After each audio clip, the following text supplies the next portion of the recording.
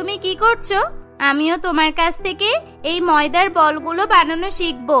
আমাকে একটু শিখিয়ে দাও না মা। আমিও একদিন বড় হয়ে তোমার মতো ময়দার বল বানিয়ে অনেক অনেক টাকা রোজগার করব। এগুলোকে ময়দার বল বলে না মা, এগুলোকে বলে চিকেন মোমো। আর তুই এখন অনেক ছোট, তাই তুই আমার মতো চিকেন মোমো বানাতে পারবি না। তুই বড় হলে আমি তোকে চিকেন মোমো বানানো শিখিয়ে দেব। এই বলে চন্দনা আবার চিকেন মোমো বানাতে শুরু করে। চন্দনা শহরের অনেক বড় চিকেন মোমো বালি ছিল। তার হাতে তৈরি চিকেন মোমোর স্বাদ খুবই ভালো হয়।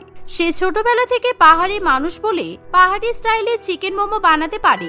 বিয়ে হয়ে শহরে আসার পর সে চিকেন মোমো স্টল দিয়ে অনেক অনেক টাকা রোজগার করতে শুরু করে। সত্যি আপনার হাতে চিকেন মোমো খেলে আমাদের পাহাড়ের কথা মনে পড়ে যায়। আর এই চিকেন মোমো খাওয়ার পর পাহাড়ে আর ঘুরতে যেতেও ইচ্ছা করে না, কেননা শহরে এরকম চিকেন মোমো কোথাও পাওয়া যায় না। তাই এখানকার চিকেন মোমো খেয়ে পাহাড়ে ঘুরতে যাওয়ার স্বাদটা মিটে যায়।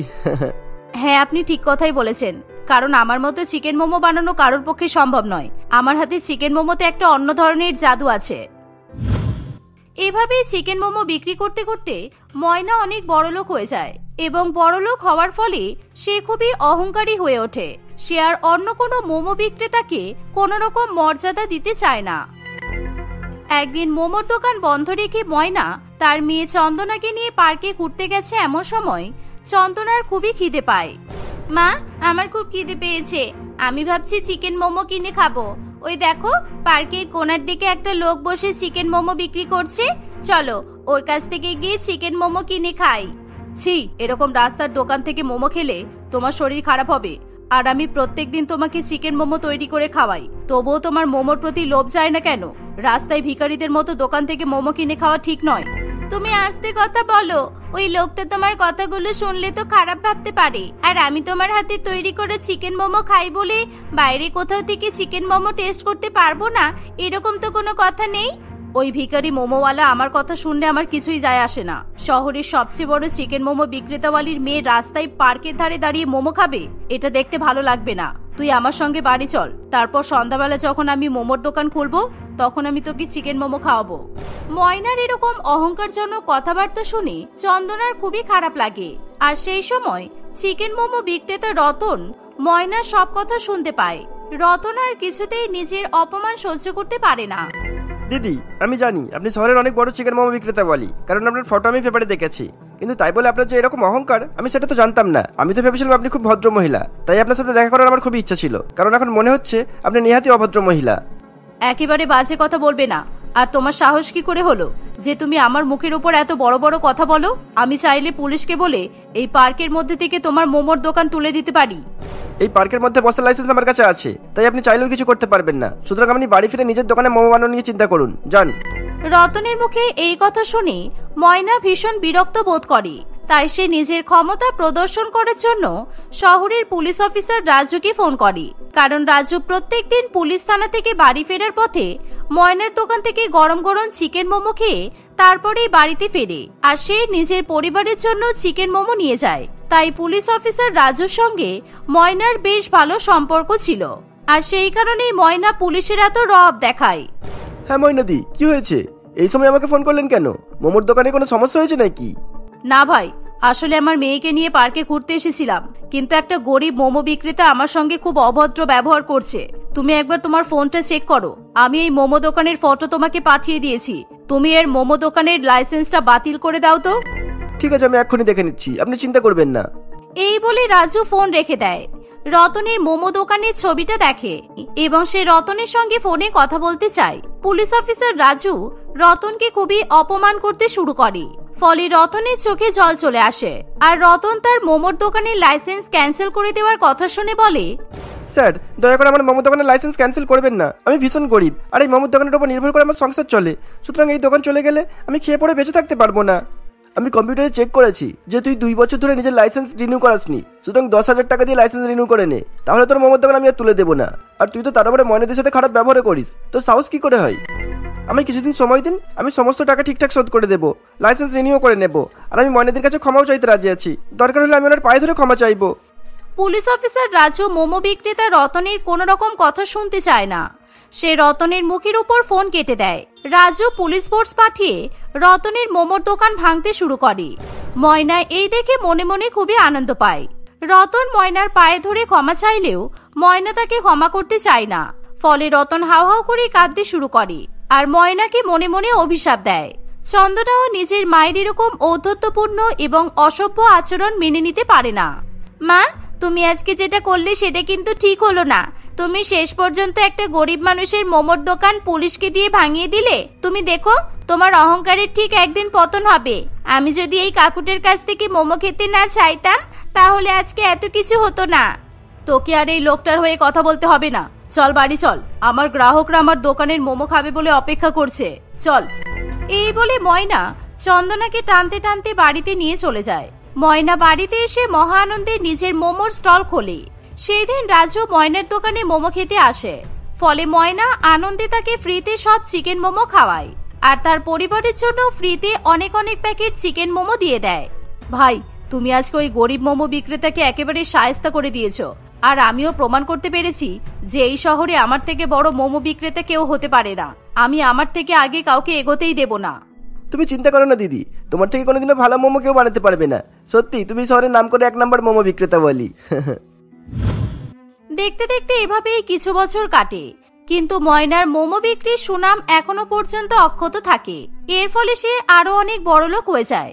ধীরে ধীরে ময়নার মেয়ে চন্দনাও বিবাহযোগ্য হয়ে ওঠে। সে নিজের মেয়ের বিয়ের জন্য সম্বন্ধ খুঁজতে শুরু করে, কিন্তু চন্দনা এখন বিয়ের জন্য প্রস্তুত নয়। সে বিয়ের কথা শুনে তার মাকে কিছু না বলেই বাড়ি থেকে বেরিয়ে যায় আর সে তার বন্ধু কমলের সঙ্গে দেখা করে। তুমি কিছু একটা ব্যবস্থা করো কমল, কারণ মা আমার বিয়ে ঠিক করছে আর আমি তোমাকে ছাড়া কাউকে বিয়ে করতে পারবো না। আমি যদি বাড়িতে তোমার কথা জানাই তাহলে মা কিছুতেই তোমার সঙ্গে আমার বিয়ে দেবে না। আমি তো এখনো চাকরি পাইনি, তাই আমাকে তুমি কিভাবে বিয়ে করবে? তারপর আমার বাবা বহু বছর ধরে প্যারালাইসিস হয়ে ঘরে পড়ে আছে, তার চিকিৎসার খরচ আমাকে বহন করতে হয়। এই মুহূর্তে আমার তোমাকে বিয়ে করা সম্ভব নয়। তুমি যদি আমাকে বিয়ে না করো তাহলে আমি জীবনে কোনোদিনও কাউকে বিয়ে করব না। এই বলে চন্দনা কাঁদতে কাঁদতে বাড়িতে চলে যায়। কমল চন্দনার চোখের জল কিছুতেই সহ্য করতে পারে না, তাই কমল এবং চন্দনা কাউকে কিছু না জানিয়েই তারা দুজনে রেজিস্ট্রি ম্যারেজ করে। বিয়ে করার পর চন্দনা কমলকে নিয়ে তার মায়ের মোমোর দোকানে আসে। ময়না চন্দনার সঙ্গে এরকম গরিব কমলের বিয়ে কিছুতেই মেনে নিতে পারে না। আমি তোকে 1000 বার বারণ করেছিলাম, এই গরিব ভিখারিটার সঙ্গে মিশতে বারণ করেছিলাম তো, কিন্তু তবুও তুই ওকে বিয়ে করে একেবারে আমার মোমোর দোকানের সামনে চলে এলি। কি করে এই ছেলেটা, আর ওর বংশ পরিচয় কি? মা, কমল টিউশন করে টাকা রোজগার করে আর ওর বাবা খুব গরিব ছিল। মোমো বিক্রি করে নিজের জীবন চালাতো, কিন্তু অসুস্থ হয়ে প্যারালাইজড হয়ে পড়ে আছে। এখন আর মোমো বিক্রি করতে পারে না। তাই তুমি দয়া করে আমার উপর রাগ করো না মা। তুমি প্লিজ আমার আর কমলের বিয়েটা মেনে নাও।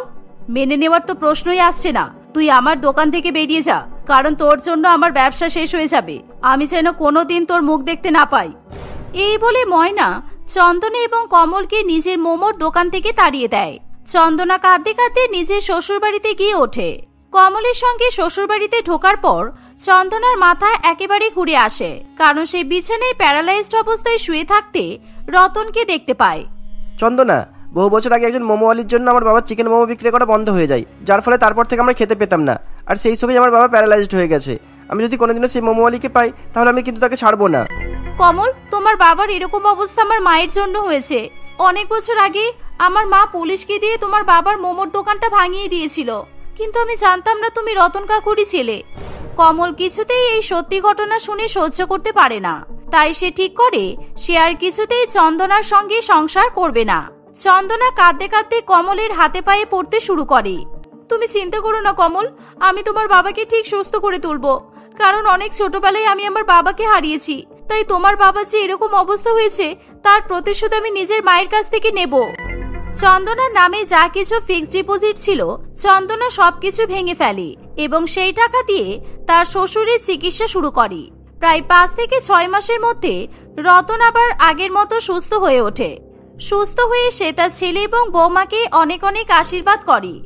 বৌমা, তোমার মা যেমনই হোক না কেন, কিন্তু আজকে তোমার মতো ভালো মেয়ের জন্য আমি সুস্থ হতে পেরেছি। তাই তোমার যদি কোনো উপহার লাগে তুমি আমাকে বলো, আমি তোমাকে সেটা কিনে দেওয়ার চেষ্টা করব। আপনার কাছ থেকে আমার কিছু লাগবে না বাবা, আপনি শুধু আমাকে চিকেন মোমো বানানো শিখিয়ে দিন, কারণ আমার মা কোনোদিনও আমাকে চিকেন মোমো বানানো শেখায়নি। আমি আমার মায়ের থেকে বড় চিকেন মোমো বিক্রেতাওয়ালি হতে চাই। এই শুনে রতন তার বৌমাকে চিকেন মোমো বানানো শেখাতে শুরু করে। চন্দনা প্রায় কিছুদিনের মধ্যেই সুন্দর মোমো বানানো শিখে ফেলে। তাই চন্দনা তার স্বামী এবং শ্বশুরমশাইয়ের সাহায্যে নিজের বাড়ির সামনে চিকেন মোমোর স্টল দেয়। চন্দনার হাতের মোমোর স্বাদ তার মায়ের থেকে প্রায় দ্বিগুণ বেশি ভালো হয়। তাই কিছুদিনের মধ্যেই ময়নার দোকানের সমস্ত গ্রাহকরা ধীরে ধীরে চন্দনার দোকানে মোমো খেতে শুরু করে।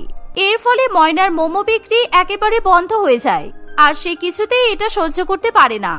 এতদিনে কেউ আমার মতো ভালো চিকেন মোমো বানাতে পারেনি, কিন্তু কার এখন এমন ক্ষমতা হয়েছে যে আমাকে টেক্কা দিচ্ছে, আমার ব্যবসা একেবারে বন্ধ করে দিল, দেখাচ্ছি মজা।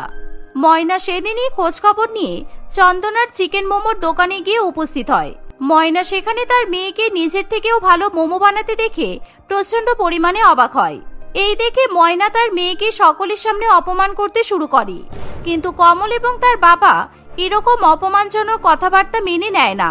ময়না যখন দেখে যে তার মেয়ে সেই গরিব রতনের ছেলের বউ, তখন ময়না একেবারে চুপ করে যায়। আপনি একসময় অপমান করে আমার মোমোর দোকান ভেঙে দিয়েছিলেন, কিন্তু আজকে আপনার মেয়ে আপনার থেকেও ভালো মোমো বানাচ্ছে, আর আপনার বিক্রি তো এখন একেবারেই বন্ধ হয়ে গেছে। তাহলে আপনি এখন ওর দোকান ভেঙে দিন না, কেননা আপনি তো শুধু ধ্বংস করতেই জানেন, আর আজকে আপনার মেয়ে আপনার অহংকার ধ্বংস করে দিয়েছে। ময়না রতনের এই কথা শুনে খুবই লজ্জা পায়।